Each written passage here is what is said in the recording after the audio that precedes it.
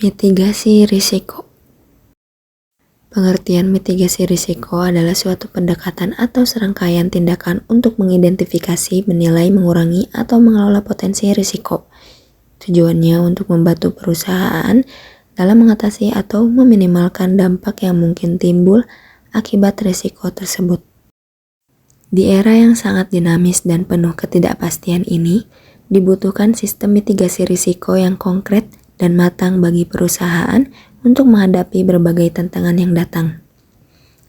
Agar tidak menimbulkan dampak yang dapat mengganggu performa perusahaan, risiko dapat berasal dari berbagai sumber, mulai dari internal perusahaan, aspek operasional, keuangan, lingkungan, dan hukum.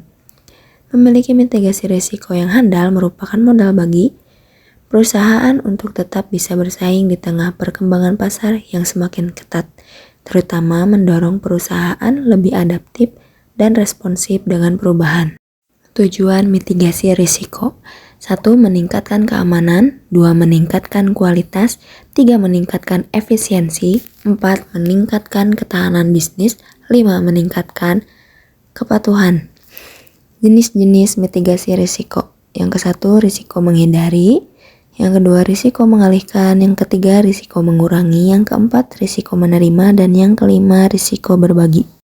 Perencanaan mitigasi risiko adalah proses identifikasi, penilaian, dan pengelolaan risiko yang dapat mempengaruhi kesuksesan suatu proyek atau bisnis.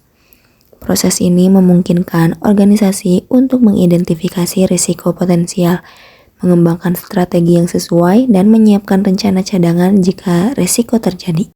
Jenis-jenis perencanaan mitigasi risiko: yang ke-1 ada identifikasi risiko, yang kedua penilaian risiko, yang ketiga pengembangan strategi mitigasi, yang keempat implementasi rencana mitigasi, dan yang kelima pemantauan dan evaluasi.